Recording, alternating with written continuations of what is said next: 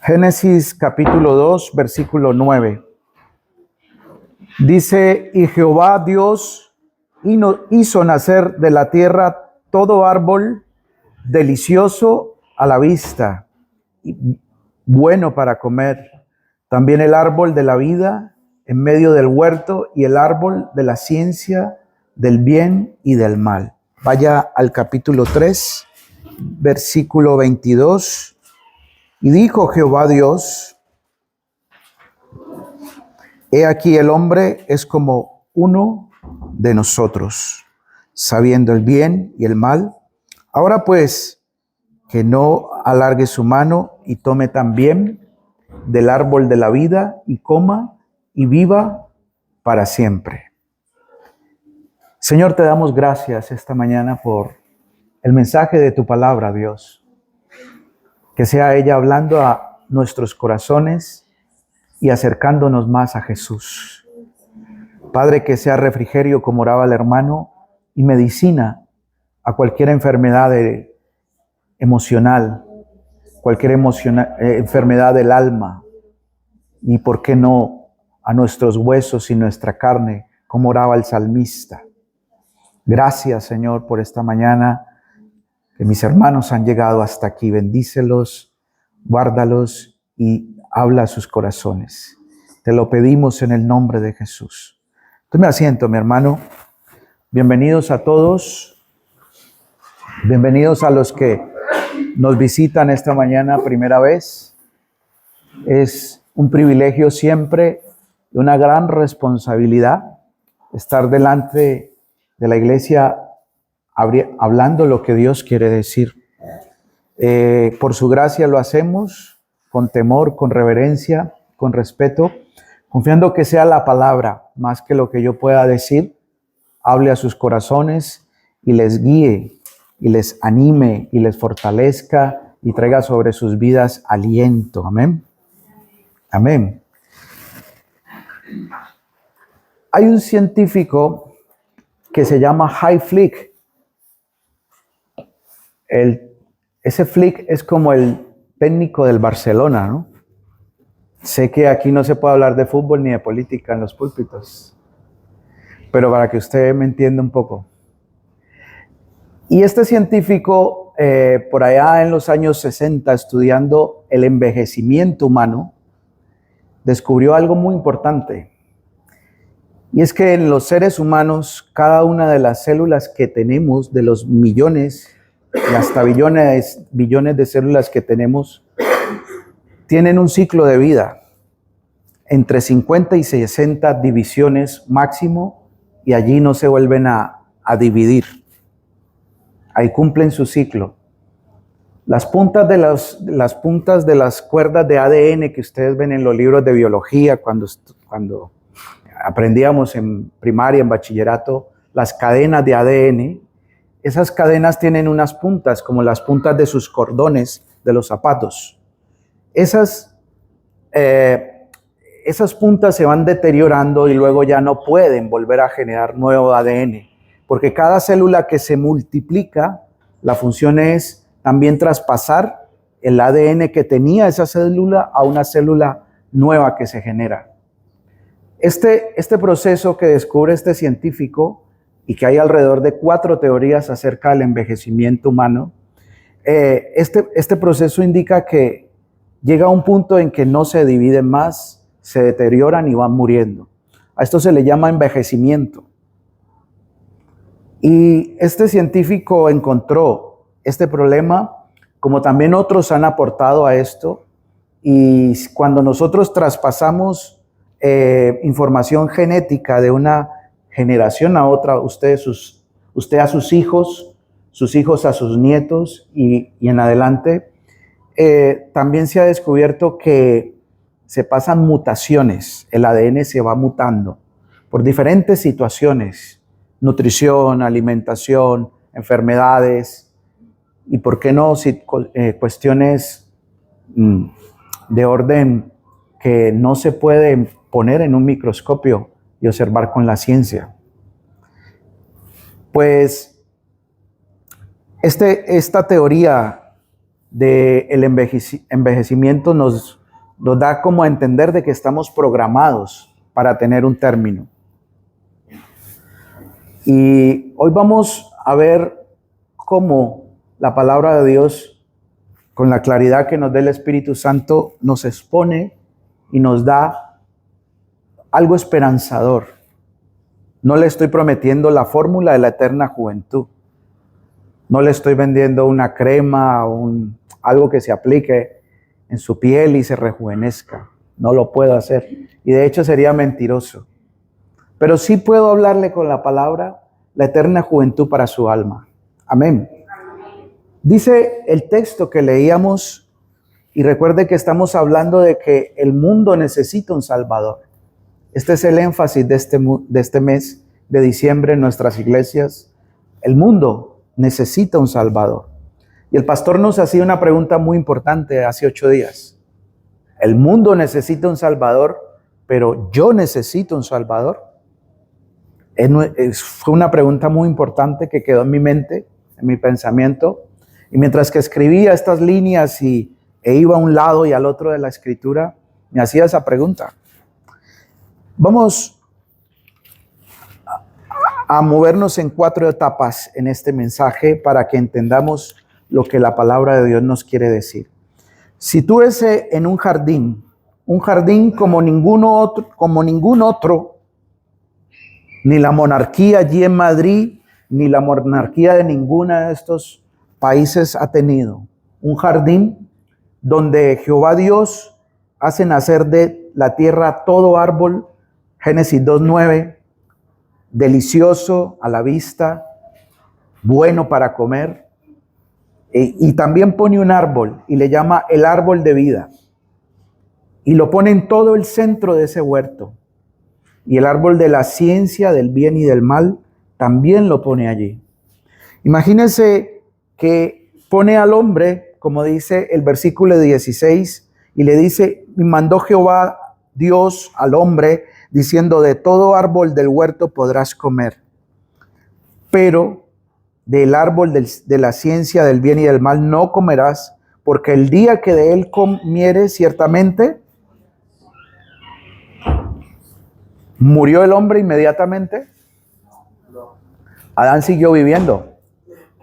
Adán siguió viviendo, su esposa siguió viviendo, sus hijos y la descendencia siguió viviendo. Pero entonces, ¿qué ocurrió? Vamos a entender varias verdades que nos dice la palabra de Dios. Adán y Eva habían sido creados para vivir para siempre. Lo afirma Génesis 2:9. Parece que al comer de este árbol, biológicamente, no iban a necesitar ninguna medicina. De hecho, no la había. No existía el paracetamol, el ibuprofeno y todas estas cosas que conocemos. El Señor simplemente le dice, este árbol de la vida, que si ustedes lo miran es apetecible, dan ganas de comer su fruto, lo pongo aquí. De él pueden comer, de él pueden saciarse, de él pueden llevar para su casa y luego cuando tengan sus hijos, ellos también podrían comer. Pero se toma del que no se debía. Entonces el Señor pone la restricción que está en el capítulo 3:22. El hombre ha comido del árbol que no se le dijo comer, ahora conoce el bien y el mal, ahora pues que no alargue su mano y tome también del árbol de la vida y coma y viva para siempre. Imagínense, hermanos, toda la aflicción, la agonía que vemos luego en las Escrituras, en la historia de la humanidad, y además un hombre viviendo para siempre. No iba a morir. Era el plan inicial. No iba a morir. Si comía del árbol de la vida, iba a vivir y a vivir y a vivir y a vivir. Estaba el sello del Creador ahí. Dios hace las cosas para siempre.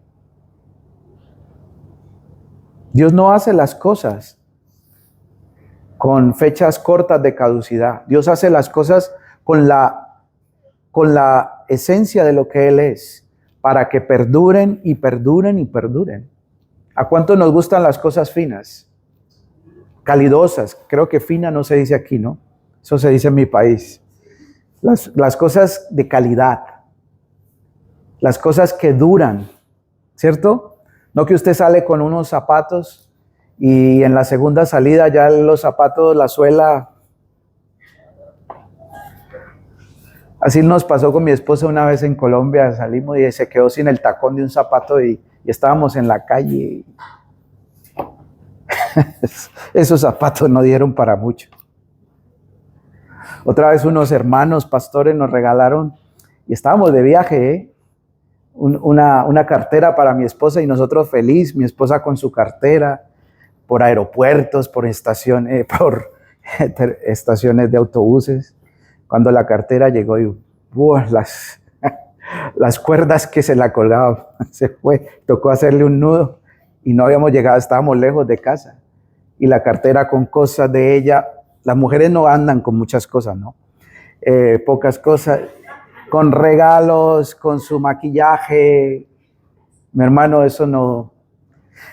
El Señor hace las cosas para que perduren. Y por eso le da un mandato aquí también al hombre y a la mujer,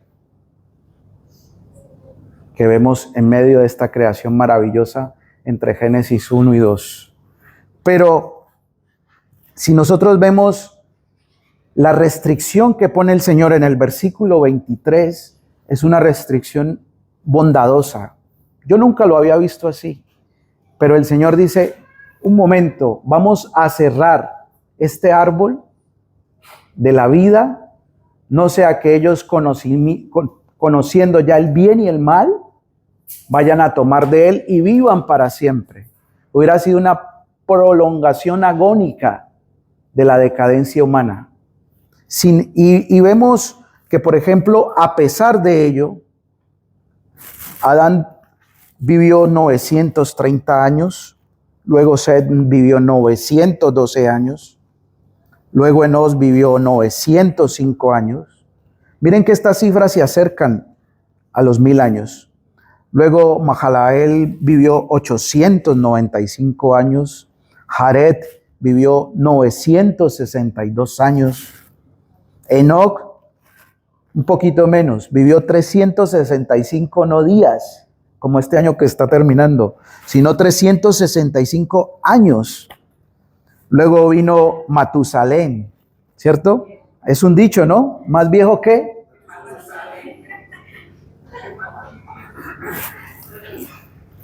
969 años, hermanos. Luego viene Lamec, 777, 777 años. Y luego viene Noé y vive 950 años, pero allí ocurre algo. El diluvio, después del diluvio, allí en Génesis, vemos que hay una disminución progresiva de la edad de la humanidad. Empiezan a disminuir las edades de los hombres. Dios hace un juicio. Algunos han tratado de explicarlo como que la temperatura de la tierra cambió, como podemos ver que ha cambiado ahora. Las condiciones ambientales, querramos o no, nos rigen. Si hace mucho frío, si hace mucho calor, si venimos del trópico, si venimos de las donde no hay trópico, todo juega en la biología humana, hermanos. Lo que usted se sienta a comer en casa todos los días, el material de sus sartenes, el material, la higiene con que usted prepara los alimentos, la variedad de comidas que usted tiene en su mesa, todo eso juega, hermano. Somos biológicos. No hemos dejado de serlos. Aunque hay algo sobrenatural, espiritual en nosotros, lo biológico. La cantidad de ejercicio que usted haga. Nosotros ahora vivimos en un cuarto piso, tiene un ascensor y una vecina se quedó atrapada en el ascensor hace unos días, se desesperó, llamó. No tiene más de 22 años y sube por el ascensor todos los días y se quedó atrapada. Al otro día me dice, ¿vas a bajar el ascensor? Y yo le dije, no. Pero es un cuarto. Las primeras 3 semanas me dolían las piernas cuando llegaba al cuarto. Y cuando introducía la llave en la cerradura, no tenía aliento ya ni para girar. Ahora ya no lo siento. Llego al cuarto y digo, como que falta otro piso. Mis hermanos, nuestro organismo se adapta, pero tenemos que trabajar en ello. Admiro a los hermanos que salen temprano a hacer ejercicio, a caminar, tienen su rutina, cuidan de qué alimentos introducen en su cuerpo, porque todo esto cuenta en últimas. Pero parece que luego del diluvio vino una condición en el planeta, parece, no lo estoy afirmando, y si vamos al texto, no lo dice propiamente.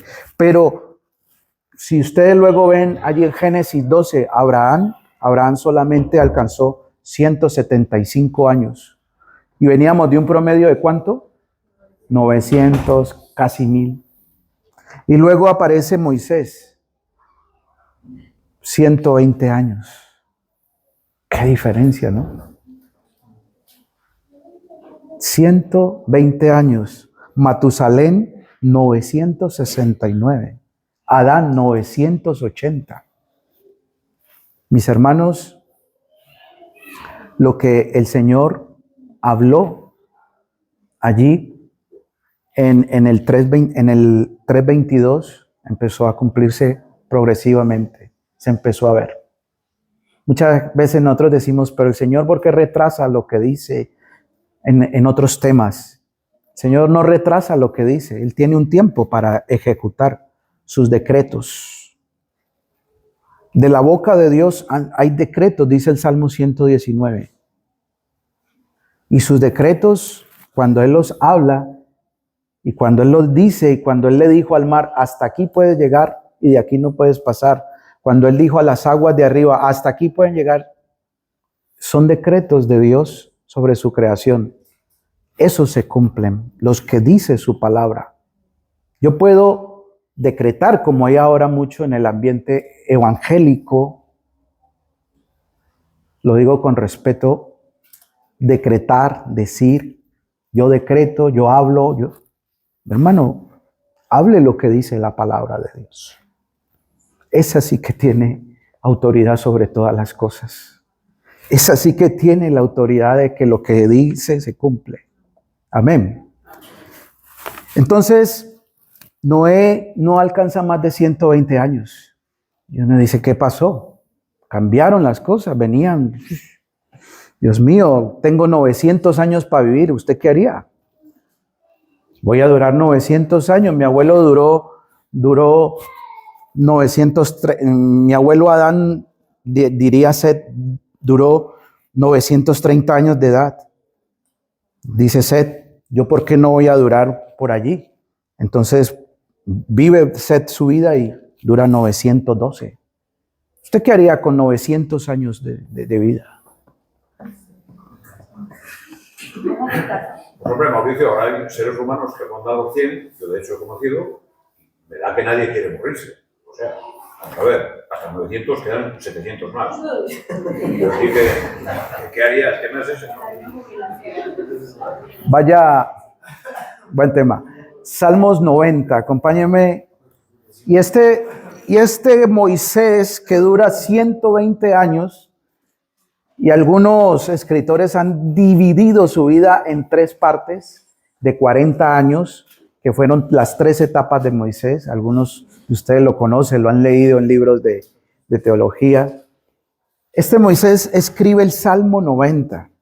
Es un salmo que tiene alrededor de 3.400 años al día de hoy. Por ahí está. Es un salmo, David no había nacido y este salmo ya estaba escrito, hermanos. Vaya al Salmo 90 conmigo. A mí me gusta mucho.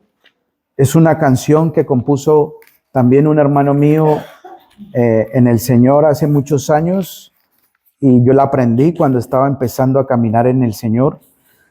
Y es un salmo maravilloso.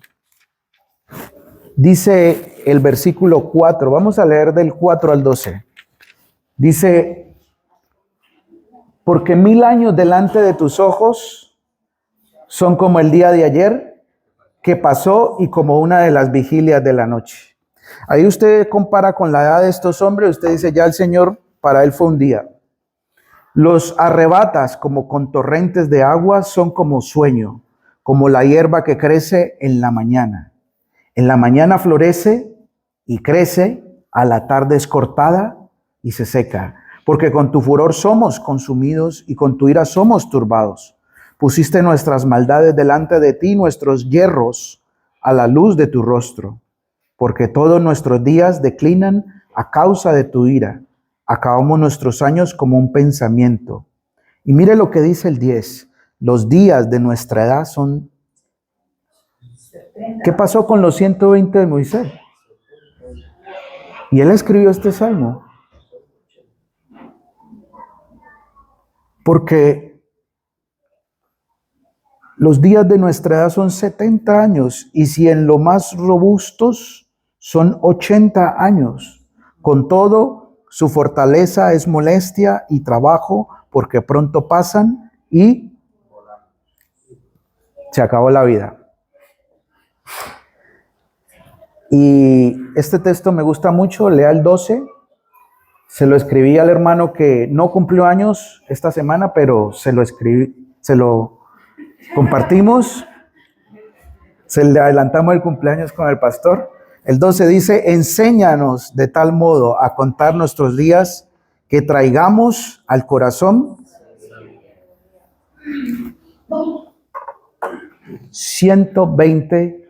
Luego escribe el salmo, quizás había transcurrido un tiempo en una de las etapas de Moisés, pero dice, Dios es eterno, pero el hombre es transitorio, es pasajero. Y escribe este salmo que se pone aquí con los salmos de David y otros autores, y dice, es que ya no son ni 120, ya dice 70, 80 y entre los más robustos, ¿no? 80.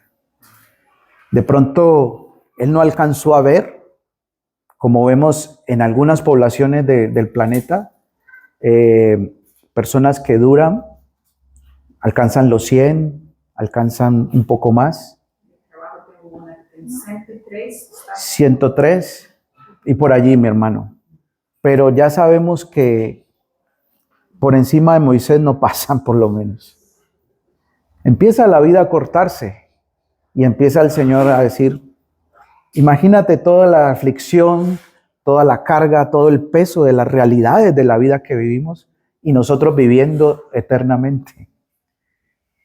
Entonces, el Salmo 90 nos habla de esto, pero nos da un concepto de que la vida es transitoria. Yo tengo 50, 60, 70 años por delante. Mi abuela murió a los 92, mi abuela paterna, 96, me corrige Mario, a esa edad la enterramos. Yo tengo muchos años, no toco los 50 y todavía tengo otros 40 si duro lo mismo que ella. Pero este salmo nos dice, enséñanos a contar nuestros días de tal manera que traigamos al corazón sabiduría. Estamos siendo sabios con lo que tenemos ahora, porque es que vamos a ver otro aspecto importante. Estamos contando cada día qué hacemos, cómo lo vivimos, cómo cultivamos para los que vienen después de nosotros un futuro mejor. Estamos siendo conscientes de que nuestra vida es pasajera, que hoy estamos y mañana no estemos. Un fin de semana como cualquiera, mi padre tenía 42 años, me corrige Mario, 41. Él es mayor que yo, conoce mejor las fechas históricas de la familia. 41 años. Y un día como hoy domingo, después de haberse enfermado por allí el jueves y llevarlo al hospital, ya el domingo no existía, no estaba vivo. 41 años. Yo cuando fui tocando esa edad, yo sentí un miedo. Porque a esta edad mi papá murió. Y sentí miedo, les digo la verdad, humanamente sentí miedo. Mi hijo todavía es menor. Tengo que responder por él. Mi papá dejaba 2 hijos, uno de 12, otro de 6. Mi hermano, su madre vivió 96 y mi padre murió a los 41. ¿Qué sabemos nosotros el día de mañana? ¿Sabe usted? ¿Sé yo? No. Y esto es lo que está diciendo Moisés en este salmo. Contar los días, desmenuzarlos. ¿Cómo estoy viviendo? ¿Cómo estoy con mi relación, mi vida moral? Mi relación más importante de la vida, que luego de esta caída se rompió. Porque en muchas partes, de muchas maneras podemos hablar de muerte y en esencia la muerte que experimentó Adán al rebelarse contra Dios, lo vamos a ver ahora en Efesios 2, fue experimentar una separación de Dios. Ya no escuchaba su voz, ya no sentía su voz, ya sentía vergüenza cuando él salía por el jardín, la voz de Dios. Adán, ¿dónde estás? Quiero hablar contigo. Sintió vergüenza. Todo cambió. Y luego vino el cambio biológico. Ya no vas a vivir para siempre. Has muerto. ¿Cómo está nuestra relación con Dios? ¿Vive? ¿Muere? ¿Está pendiente de un hilo?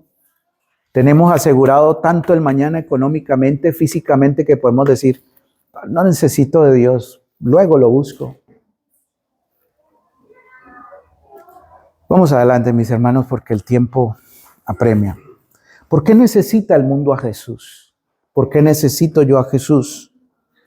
Bueno, ya lo hemos expuesto en la parte biológica, no sabemos qué será de nosotros mañana, no sabemos cuántos años viviremos, pero sí hay una realidad que la vida es corta.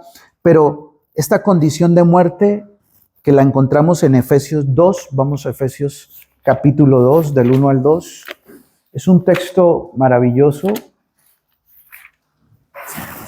que nos centra en algo muy importante. Acompáñenme a Efesios capítulo 2 y vamos a leer el 1 y el 2. Dice la palabra de Dios, y Él os dio vida a vosotros cuando estabais muertos en vuestros delitos y pecados. Tengan en cuenta esa palabra muertos. Vaya al 2, en los cuales anduvisteis en otro tiempo, siguiendo la corriente de este mundo, conforme al príncipe de la potestad del aire, el espíritu que ahora opera en los hijos de...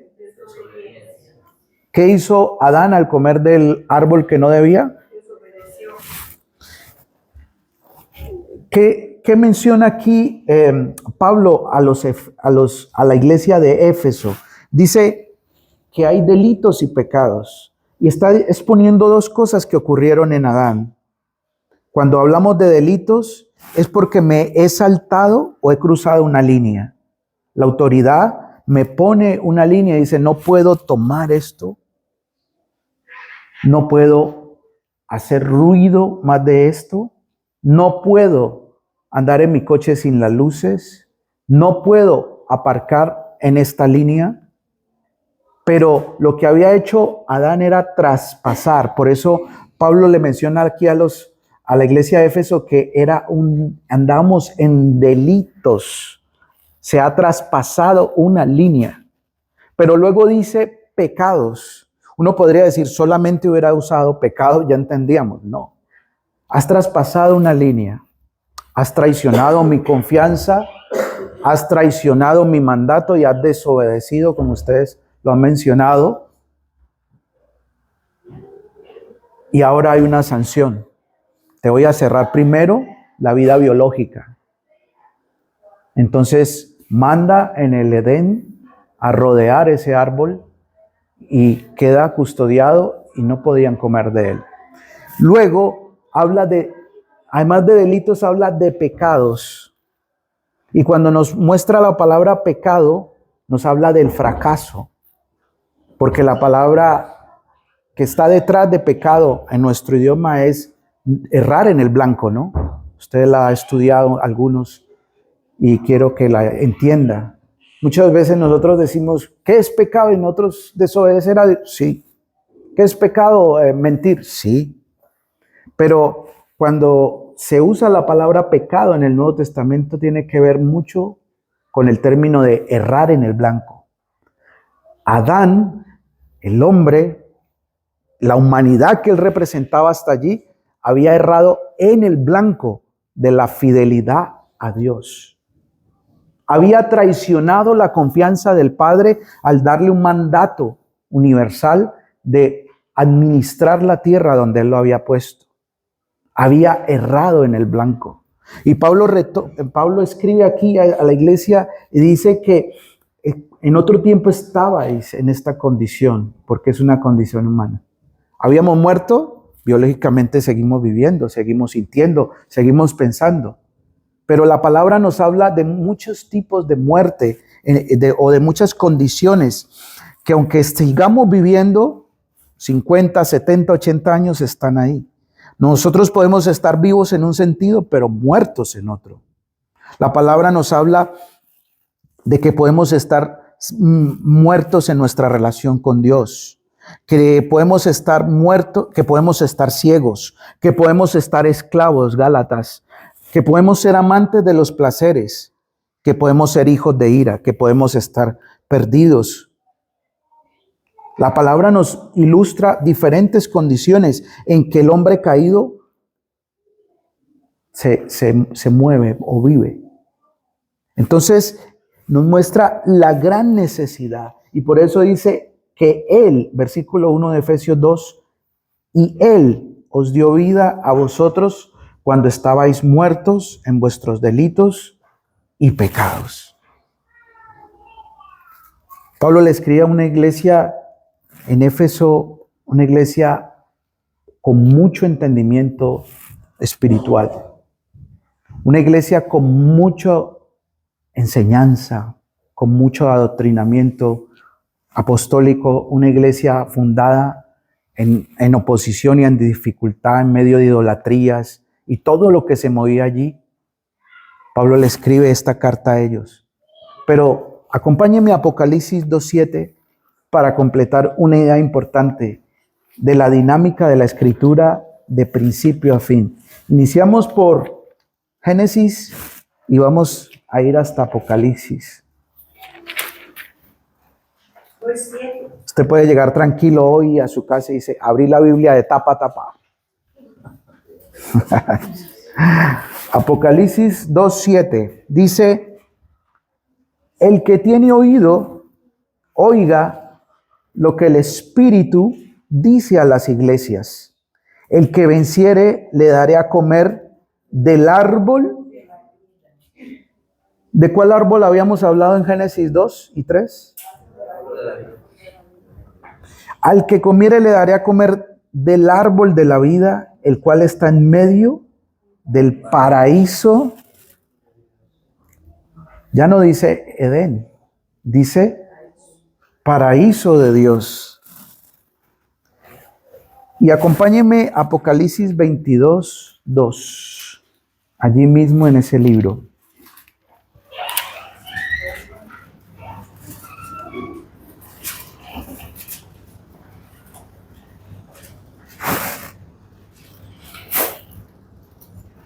En medio de la calle de la ciudad y a uno y otro lado del río estaba el árbol. Otra vez aparece la palabra árbol de la vida, que produce 12 frutos, dando cada mes su fruto, y las hojas del árbol eran para la sanidad. ¿Quién es este árbol?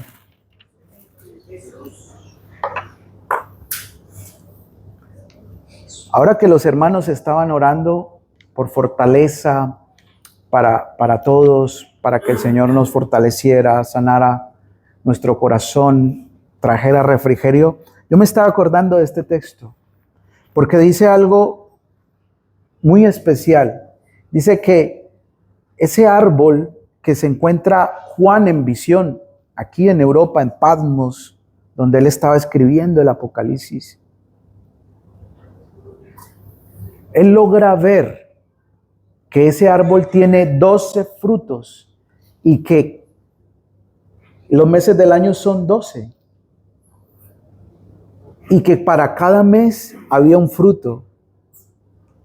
No necesitaban más para tener vida y salud allí en Génesis 2. Coman del árbol, les dijo el Señor.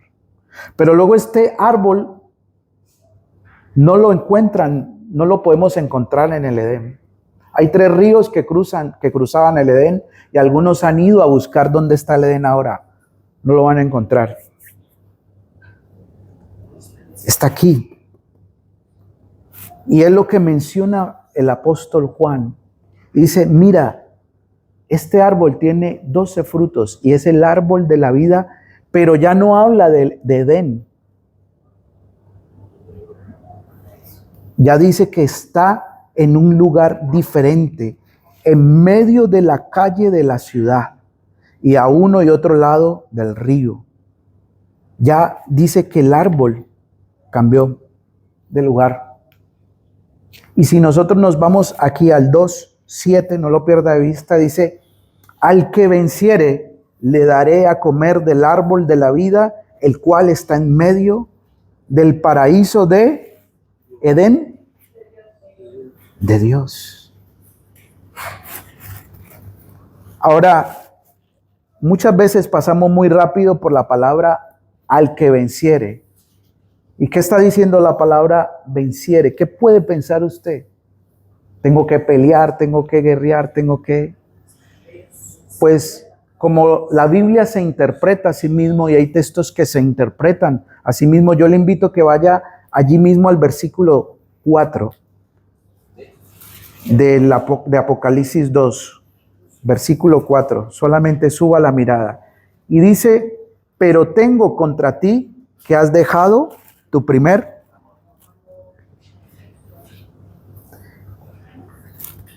7 cartas, 7 iglesias, pero en un solo libro.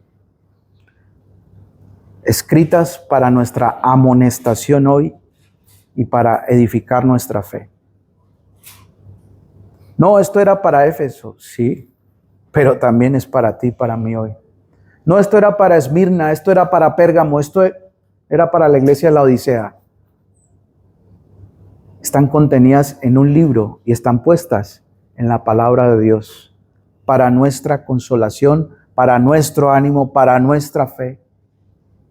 Le dice, pero tengo contra ti que has perdido tu primer amor. Qué curioso que la misma iglesia donde aparece el árbol de la vida, donde en el 4 le hace esta observación al Señor, es la misma iglesia que dice en el 2, del 1 al 2 que leímos que estábamos muertos en pecados y en delitos.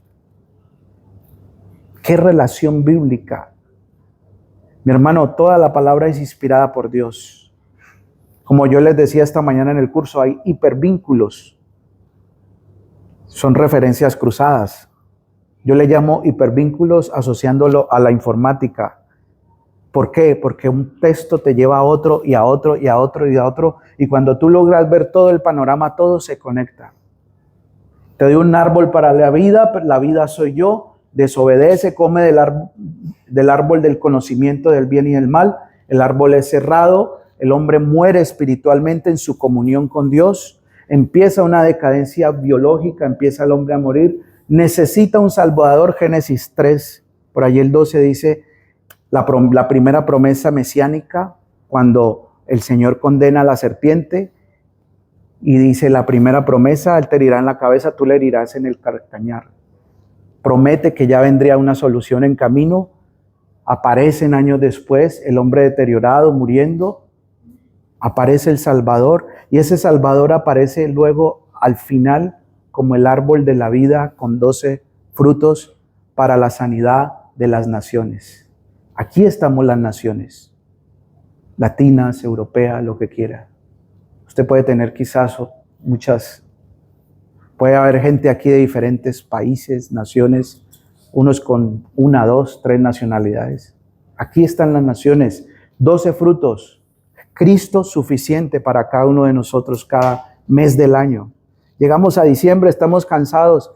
Nos reíamos el viernes aquí en la oración. Vamos a irnos a vacaciones y nos reíamos, pero en el Señor no hay vacaciones. Hay descansos, pero hay vacaciones no hay, mis hermanos. Pero estoy cansado, Señor, quiero dejar de congregarme y quedarme en mi casa y dejar de... Mi hermano, su descanso, su árbol de vida, esté en casa, esté aquí, es el Señor. Le dice a la iglesia en Éfeso que había perdido su primer amor. ¿Qué hay que vencer, mis hermanos, para terminar? ¿Qué hay que vencer? Cuando habla allí en el versículo 4 del capítulo 2 de Apocalipsis, parece que la iglesia se había vuelto indiferente. Y por eso le dice al que venciere, venciere esa indiferencia, ese amor que se seca, esa forma de hacer las cosas sin el amor y la pasión que el Señor nos pide. El Señor, antes de servirle, nos dice: amarás al Señor tu Dios con todo. Luego nos habla de servicio, de ministerio, de muchas cosas que son su obra, valiosísimas. Pero primero nos habla de amarle. No podemos servir sin amor. No podemos entregarnos más sin amor. No podemos hacer las cosas sin vencer la indiferencia que le está diciendo aquí el Señor. Han pasado 12 meses. Señor, ya estamos en Navidad y yo quiero descansar y yo quiero unas vacaciones espirituales, como decíamos en Colombia. Vacaciones espirituales. Mis hermanos, aquí está el árbol de la vida, con un fruto permanente para que nosotros nos saciemos, tengamos vida en él y nos mantengamos en él. Vamos a Jeremías 2:2 y no tenemos tiempo para más textos. Para que esta sea nuestra actitud este fin de año y el nuevo año que ya nos está saludando, si Dios quiere que lleguemos allí.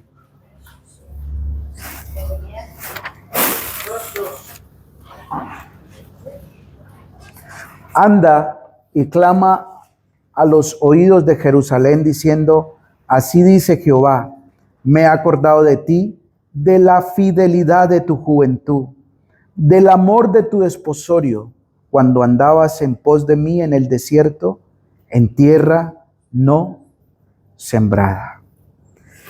Es un texto bastante fuerte, pero lo que le está diciendo al Señor es: persígueme.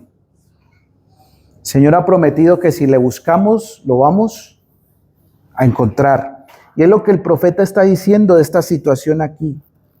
Cuando andabas en pos de mí, en el desierto, en tierra no sembrada. La fidelidad de tu juventud, el amor de tu desposorio. El Señor nos está llamando, hermano. El árbol de vida tiene la suficiente vida por la gracia de Cristo para que estemos bebiendo, comiendo de Él, disfrutando de Él todo el tiempo y deleitándonos en Él. Amén. Amén. Tenemos vida en Él. La palabra Edén es lugar de deleite. Volvamos allí donde está el deleite. Volvamos allí a la presencia de Dios siempre. Así estemos cansados, fatigados de las situaciones, volvamos a Él porque el lugar de deleite está Jesús como el árbol de la vida que necesitamos comer. Amén. Póngase de pie y oremos.